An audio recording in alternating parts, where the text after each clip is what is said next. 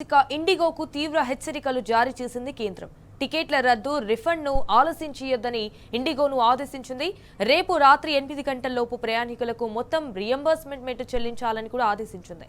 ప్రయాణికుల సహాయార్థం ప్రత్యేక సెల్ ఏర్పాటు చేయాలని కూడా ఇండిగోను ఆదేశించింది కేంద్రం.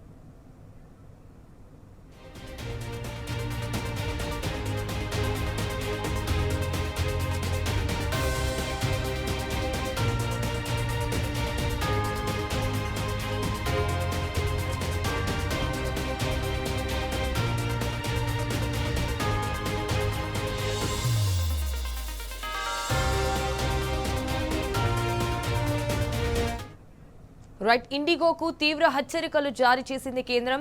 టికెట్ల రద్దు, రిఫండ్ను ఆలస్యం చేయొద్దని కూడా ఇండిగోను ఆదేశించింది. రేపు ప్రయాణికులకు మొత్తం రియంబర్స్మెంట్ చెల్లించాలని కూడా ఆదేశించింది. ప్రయాణికుల సహాయార్థం ప్రత్యేక సెల్ ఏర్పాటు చేయాలని కూడా ఇండిగోను ఆదేశించింది కేంద్రం.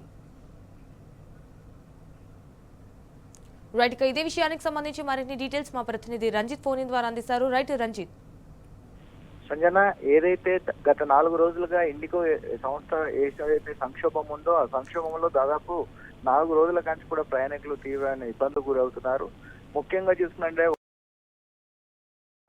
మాలేస్తున్నటువంటి ప్రయాణికులు కావచ్చు, మరోవైపు వచ్చేసి శీతాకాలంలో వచ్చేసి సందర్శనకు వచ్చిన వ్యక్తులు కావచ్చు, దాంతో పాటుగా ఎమర్జెన్సీగా వెళ్తున్న వ్యక్తులు కావచ్చు, ప్రతి ఒక్కరు కూడా తీవ్రమైన ఇబ్బందులు పడుతున్నట్లు దాదాపు 3 నెలల క్రితం కూడా బుక్ చేసుకున్నటువంటి ఏదైతే బుకింగ్ ఉందో ఆ ఫ్లాట్స్ అనేది దానికి సంబంధించినటువంటి ఛార్జెస్ కూడా ఇప్పటి వరకు ఇవ్వకపోవడము, రిఫండ్ ఇవ్వకపోవడంతో తీవ్రమైన ఇబ్బందులు అవుతున్నారు.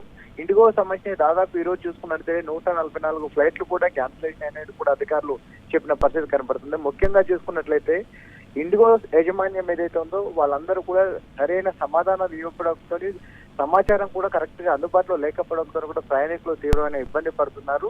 ఏదైతే ఇప్పటి వరకు బుక్ చేసుకున్నటువంటి టికెట్లు ఉన్నదో అది క్యాన్సిలేషన్, రిఫండ్ అనేది కూడా వారం రోజుల్లో 5 రోజుల్లో రిఫండ్ వస్తుందని చెప్పడంతో ఆగ్రహం వ్యక్తం చేసిన అందరికీ కూడా ఇప్పటికే కేంద్ర ప్రభుత్వం ఒక నివేదిక జారీ చేసింది. ఎట్టి పరిస్థితుల్లో వాళ్ళకి సంబంధించిన రిఫండ్ అనేది కూడా ఇమ్మీడియట్లీ రావాలనడంతో కూడా దానికి సంబంధించినటువంటి అధికారులకే ఇండిగో సంస్థ కూడా అక్కడికి సమాచార కేంద్రం దగ్గరకు వచ్చినటువంటి ప్రయాణికులకు దాని పక్కన ఒక కౌంటర్ ని ఏర్పాటు చేసేసి వాళ్ళకు క్యాన్సిలేషన్ అనే టికెట్ ఏదైతే ఉందో ఆ టికెట్ ఆధారంగా ఇమ్మీడియట్లీ వాళ్ళ అకౌంట్ లకు కూడా అమౌంట్ సెండ్ చేస్తున్నట్టుగా కూడా అధికారులు చెప్తున్నారు. దాంతో పాటుగా అక్కడ ఉన్న ఏదైతే సేవా కేంద్రం ఉందో సేవా కేంద్రంలో కూడా ఇమ్మీడియట్లీ కూడా ఆ అమౌంట్స్ రిఫండ్ చేసే ప్రయత్నాలు కూడా మొదలు పెట్టినట్టుగా కనబడుతుంది. దాంతో పాటుగా ముఖ్యంగా చూసుకున్నట్లయితే వీళ్లకు ప్రత్యామ్నాయంగా కూడా ప్రత్యేకమైన రైళ్లను ఏర్పాటు చేయడంతో పాటుగా కూడా ఎయిర్పోర్ట్ లో వచ్చేసి సికింద్రాబాద్ కావచ్చు, శంషాబాద్ ఎయిర్పోర్ట్ కావచ్చు, బెంగళూరుకు, చెన్నైకి, విజయవాడకు, రాజమండ్రికి దీనికి సంబంధించినటువంటి వాహనాలను కూడా ఏర్పాటు చేసినట్టుగా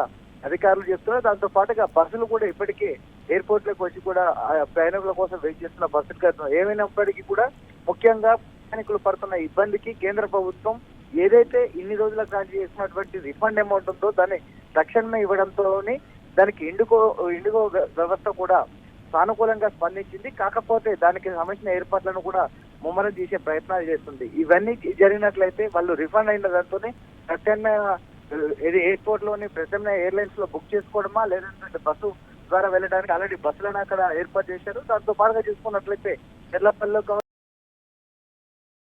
దాదాపు 10 నుంచి 12 ప్రత్యేకమైన రైళ్లతో పాటుగా ఏసీ స్లీపర్లు కూడా బుక్ చేసి బోగిలను పెంచామని కూడా అధికారులు చెప్తున్నారు. కాబట్టి దాదాపు ఈ సాయంకాలం వరకు ఒక కొలిక్కి వచ్చే అవకాశం అయితే కనబడుతుంది. Sanjana. Alright Ranjith, thank you for the updates.